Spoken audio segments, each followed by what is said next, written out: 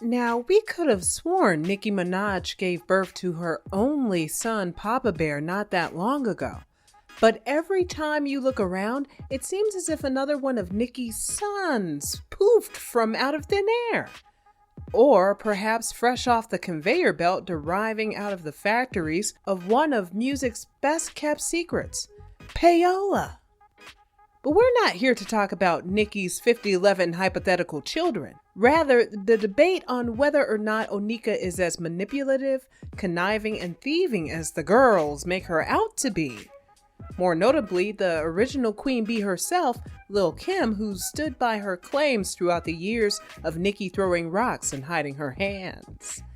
Before Nick had us all shouting, "I was on the plane with the Wayne," there was one rapper who'd usher in a movement amongst women and shape how we view female rap forever. Considered to be rap's first it girl, Lil Kim would go from being Biggie's protege to becoming the most sought-out female rapper and fashion icon. It's no secret that Nicki has been inspired by Kim along with the rest of them, but we'll be diving deep into just how much Kim has inspired Onika's overall image, as well as dissecting the Nicki hate train, Kim's narrative about Nicki, Nicki's narrative about Kim, and all the other nuances attached to this stale beef. Perhaps the same corporate giants Nicki often refers to in regards to these new girls may be the same ones behind her feud with Kimberly. Will the real Black Barbie please stand up? Or whatever Eminem was talking about in that one song. When we say Queen of Rap, who do you immediately think of? Although subjective, as of 2022, most would probably agree that Nicki Minaj has been the long-standing queen of rap, dominating the rap game since the late 2000s, all whilst being the only female rapper to do so. Her mountain of hit records, platinum albums, accolades, and awards speak for themselves. Since 2007, Nicki has been able to cultivate one of, if not the most loyal fan bases in music, the Barbs. Many of you who are probably watching this video and eager to hit the dislike button, I can already hear your fingers smashing against the keys ready to drag us for filth, but not so fast. This isn't a hate video by any means. We can all agree that Miss Tanya is a cultural icon that has broken barriers across a multitude of lanes, all whilst breaking down the doors of misogynoir. Releasing her debut mixtape in 2007, Playtime Is Over, the Trinidadian native captured the attention of underground rap's toughest champions. Utilizing the likes of social media to build her fan base, soon enough, Onika's Queen dialect paired with her slick rhymes, assertive yet feminine energy, and I guess having a gorgeous face never hurt, would elevate her from underground to Young Money headquarters, where Lil Wayne would mold, shape, and transform her craft. But not before releasing Sucker Free, her second mixtape featuring guest appearances by Wayne himself, Gucci Mane, and even Lil Kim. The cover art in particular biting from Lil Kim's 1996 hardcore album cover. 2009 was the year Wayne decided to unleash his Young Money imprint, consisting of artists you may or may not still remember. Nonetheless, Bedrock hit the airwaves along with its music video in November of that year, and we get introduced to the quirky rap girl sporting the big Barbie chain. The public couldn't get enough, or could you? And after being featured on a number of collaborative tracks, Nicki would soon enough be a force to be reckoned with. On the contrary, we have Lil Kim making her debut in 1994, becoming the first lady of Notorious B.I.G.'s group Junior Mafia, after being discovered by Biggie himself. Standing out in such a male-dominated genre, especially during that time, was no easy task, and yet soon enough, all eyes were on Kim. Her lyricism, stage presence, and all-around appeal pushed her to the forefront, and she'd be made a priority above the rest. That and the fact she was messing with the boss on the low. But that's neither here nor there. Her debut album, Hardcore, was released in 1996, and if they thought Kim prior hardcore was explicit, they ain't seen nothing yet. vulgar, but make it pretty. Sex appeal was on 1,000, and soon enough, Kim would come from out of Biggie's shadow and into her own, cultivating a revolution of rap like we've never seen before. Sexy and explicit, far, far away from the days of MC Lyte, Queen Latifah, and those alike that was popularized during that time. She became not only one of the biggest female rappers ever, but in such little time had become a fashion icon.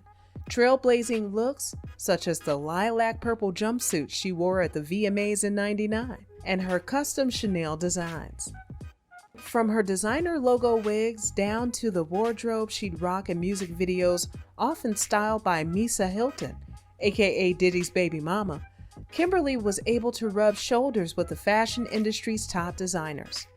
The rap style itself may be aggressive, but paired with her sweet voice and personality, people began comparing her to Mattel's most iconic doll, Barbie.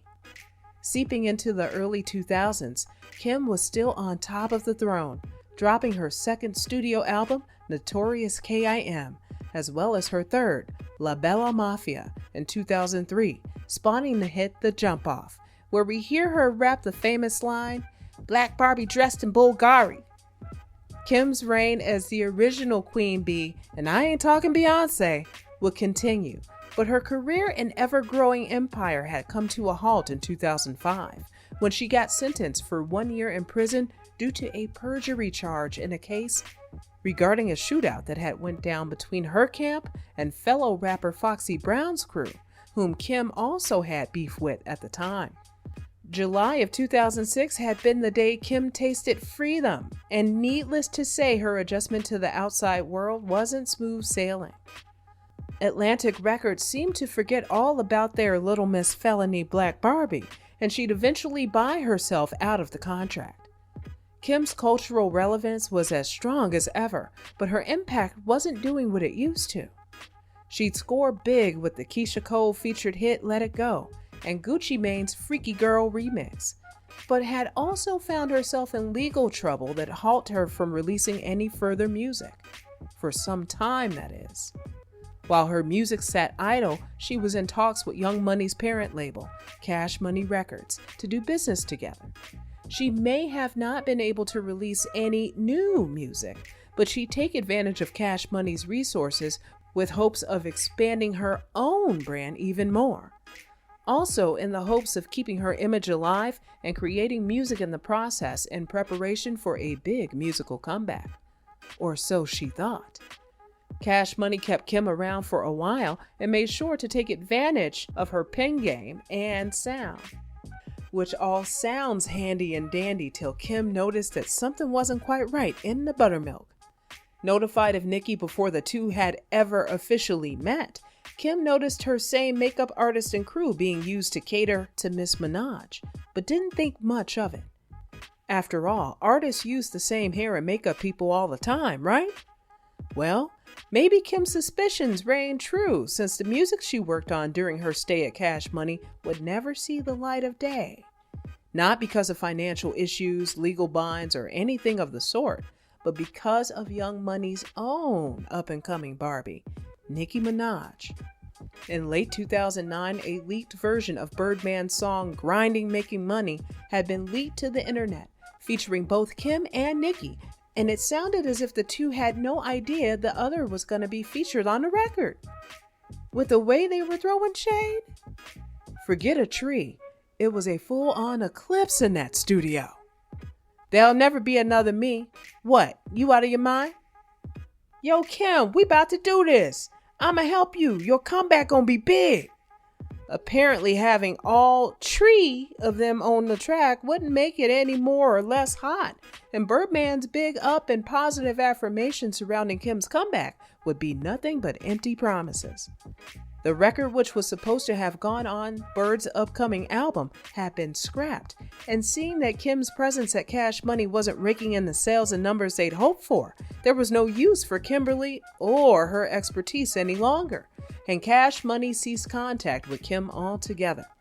Her time with Cash Money was no more, but her attendance whilst there may have been utilized for a far greater purpose. to study her essence and get her in cahoots with the Cash Money, Young Money entourage, so that perhaps it appear as though she was greenlighting their newest up-and-coming female rapper. Not you, Chanel.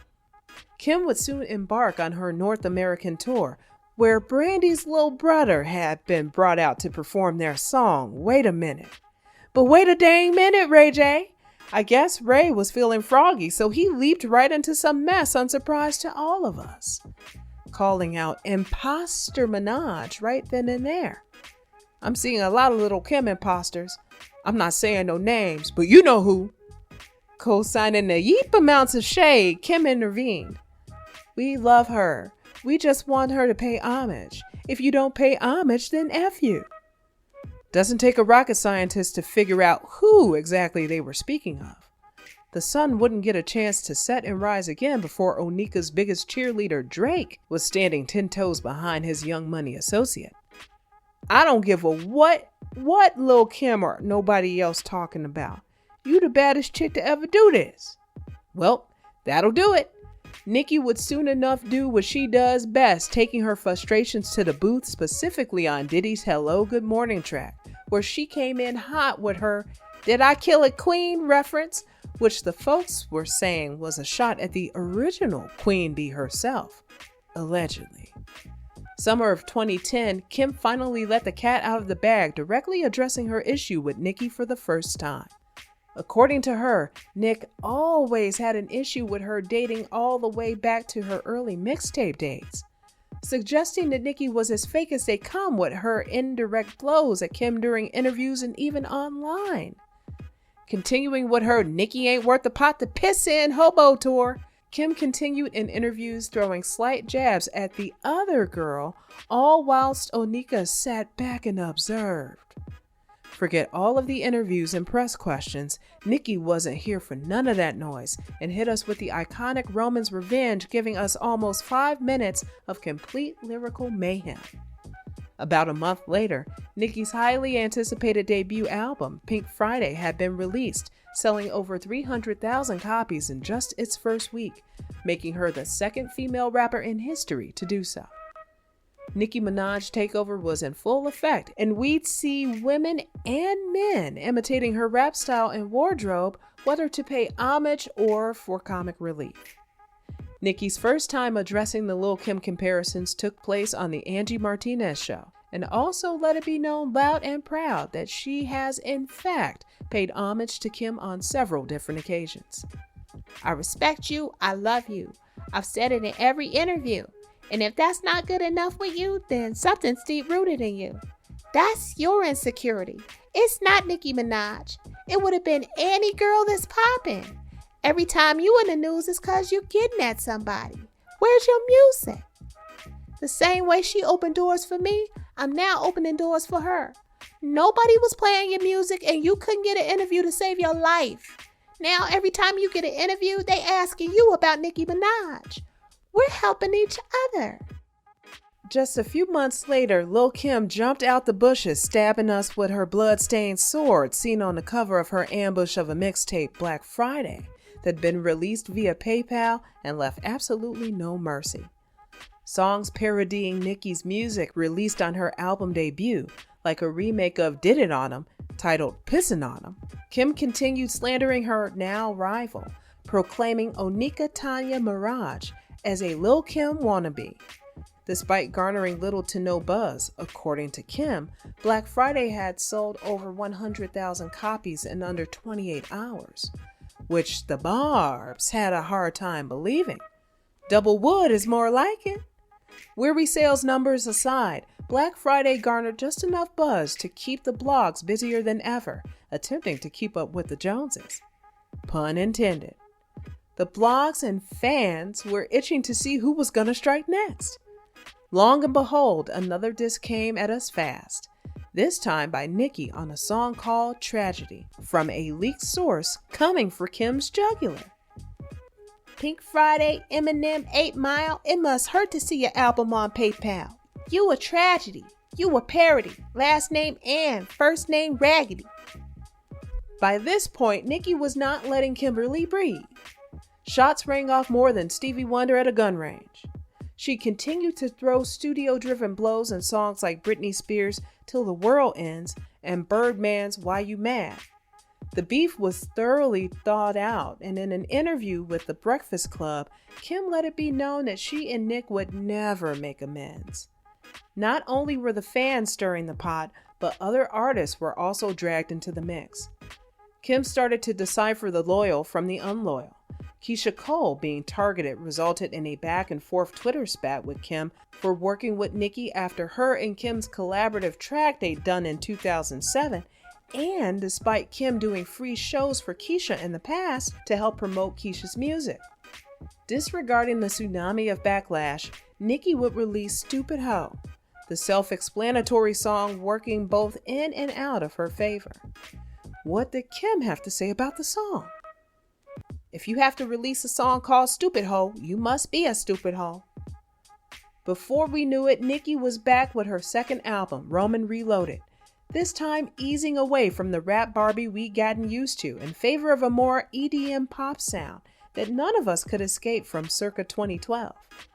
Let Kim tell it, she believes she was the one who inspired Nicki's EDM-focused transition, recalling a time back in her Cash Money days where she wrote and recorded demo tracks for Birdman and a man named Ronald Williams, aka Slim.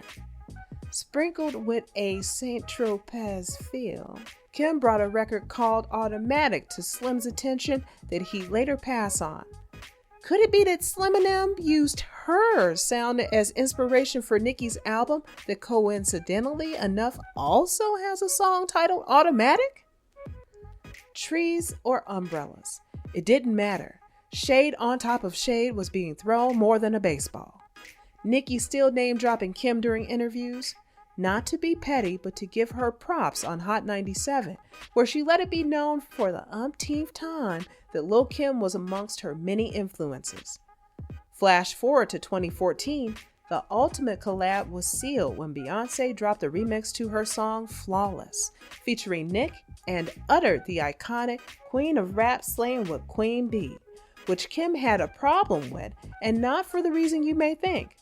Not only did Kim have an issue with Nicki proclaiming herself as the Queen of Rap, but she also insisted Nicki was talking about her when she mentioned the words Queen Bee. I know we're supposed to be unbiased and everything, but I don't know about that one, Kim.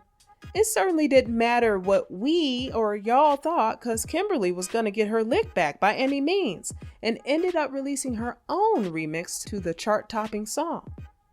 Identity Theft, another Nicki diss track, would hit the internet later that same year. Stumbling into 2017, Remy Ma had the internet streets poppin' when she released Sheether, that left the industry divided. The mic gangsters and studio beefs that had been heavily promoted in the late 90s seemed to have spun the block. This time, thankfully, it wasn't taken outside of the studio, however. During this time, the Nicki hate train was chugging loudly. Multiple artists claiming to have had their bags stopped by Nick's camp, which may be some truth mixed with lies. We'd soon find out record labels were bribing their artists to beef with Nicki. Although maybe Remy Ma would be the first? Well, not quite. At this point, Nicki seemed to be getting paid dust by hip-hop blogs, radios, and networks. That same year, Remy Ma won Best Female Hip-Hop Artist at the BET Awards, bringing an end to Nicki's 7-year winning streak.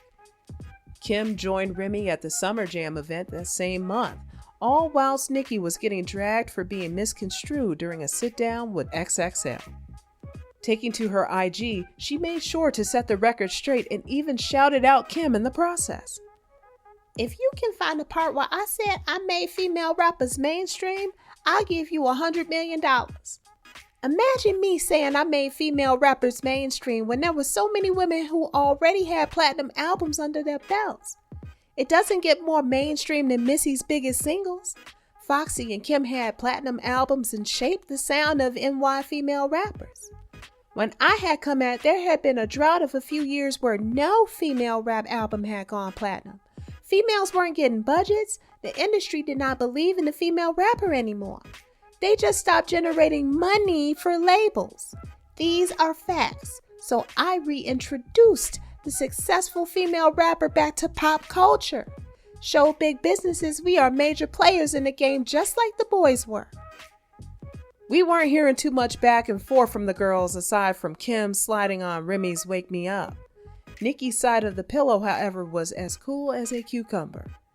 Kim, however, was pulling a Mariah Carey, hitting us with a "I don't know her" when asked about her feelings toward Nicki during the whole Nicki versus Cardi debacle.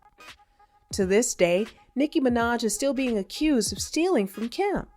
Aside from her Black Barbie image, Nicki throughout the years has undoubtedly taken inspiration from Kim's fashion choices. I mean, honestly, who hasn't? From her colorful luxury stamp printed wigs, animated fashion choices, expressions, beats down to her lyrics and even metaphors. The younger generation may not be so familiar with Lil Kim's impact in pop culture, but I think it's safe to say without Lil Kim, there would be no Nicki Minaj. Kim's own stylist, Tim B, has even called out Nicki several times for being obsessed with the original Black Barbie dressed in Bulgari. Shorty stole her style, management team, and now her mold. Referring to Nicki's Vogue Japan cover. Nicki's fourth studio album, Queen, had been released in 2018, birthing the infamous Queen radio era. And needless to say, Nick was not biting her tongue.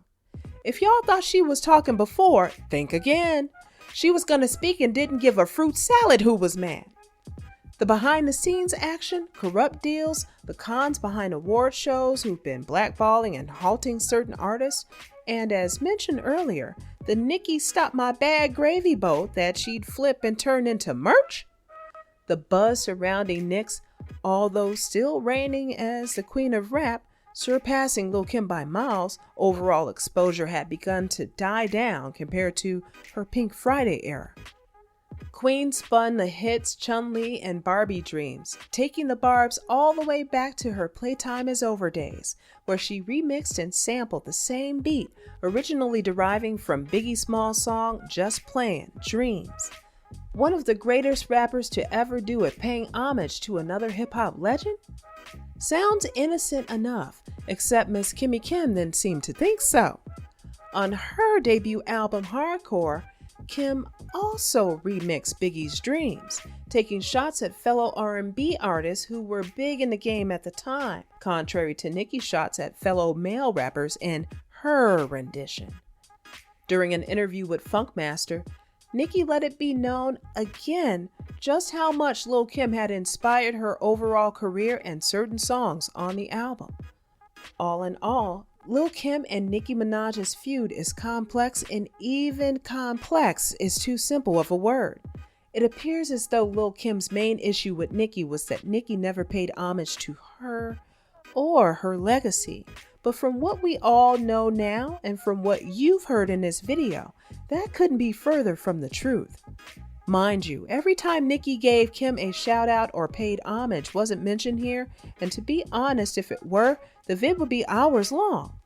From the source's mouth herself, since the birth of Nicki Minaj, Kim wasn't feeling the new girl continuously biting her style. Her early mixtape days consisting of all of Kim's intellectual property, according to Kim, she just went and grabbed everything that had to do with me, even down to the people who were behind the scenes with me. It's just crazy. It's obsessive. At the end of the day, that's fine, but don't disrespect me in the process. She was very catty with it. I never had a problem with her. I was always nice with her. Always. She was a very obnoxious person, but I was always nice with her. Kim insists Nicki was throwing jabs earlier on in her career, which is where the real animosity stems from. Not because Onika was biting off Kim's style, but because supposedly Nick was throwing shots and showing love at the same time. Now how that work? And to that, Nicki supporters say, it's hip-hop. That's what you're supposed to do. As a veteran in this, Kim should know how the game works, and from what we've gathered, it sounds like her real problem was with Bird and Slim leading her on.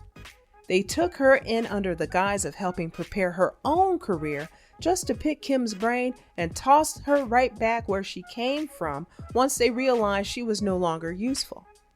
On the contrary, in recent years, Nicki has been called out left and right for instigating beef between the new rap girls.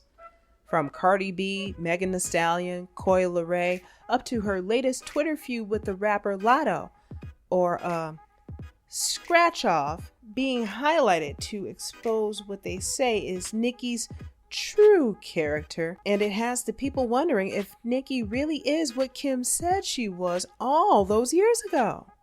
Homage. Homage is the name of the game, and similar to how Kim felt about Nicki not treating her like the legend she is, despite Nicki paying all the homage in the world, Nicki now felt the same exact way about the new rap girls acting as though she wasn't the queen she is. Despite all the rap girls relentlessly stating just how much Nicki inspires them, especially rappers like Lotto, whose photos can be found online of her younger self sporting the iconic Barbie chain. But let Nicki tell it, y'all training new girls to come in and disrespect her.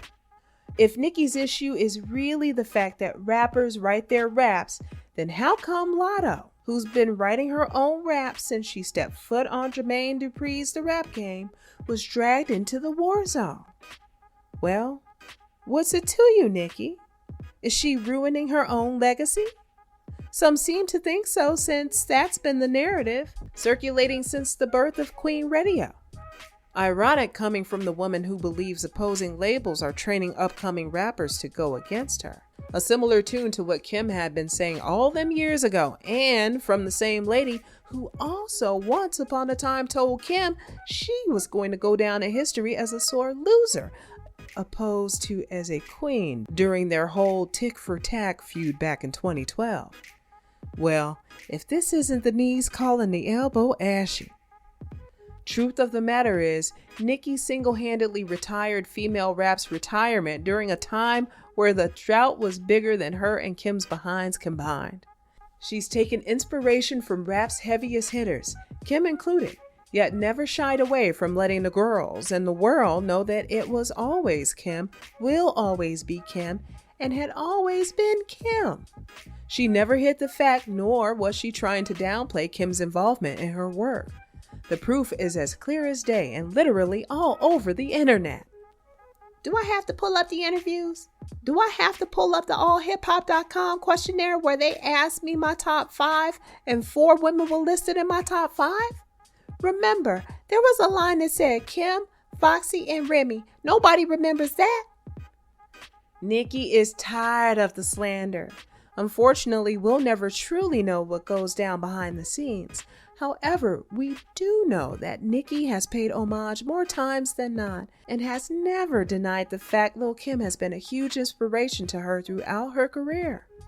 Matter of fact, as of 2022, Nicki continues to give Kim her props. Till this day. During a sit-down with Joe Budden, she condemns the masses for overlooking Black women's contributions to pop culture, and yet again decided to shout out no other than the original Black Barbie. The same way I feel I should have already been on the cover of American Vogue, so should have Lil Kim.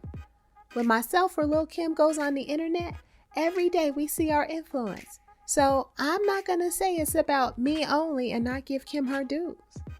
So, what do you think? Was Lil Kim right? Is this Nicki Minaj's reckoning? As we always say, multiple truths can exist simultaneously, and perhaps the truth lies somewhere in the middle. Or maybe these two hip-hop legends should hop on a track together and shut everyone up once and for all. And to think this all ignited because of Brandy's little brother. Let us know your thoughts and opinions down below in the comments, and stay tuned for more true celebrity stories.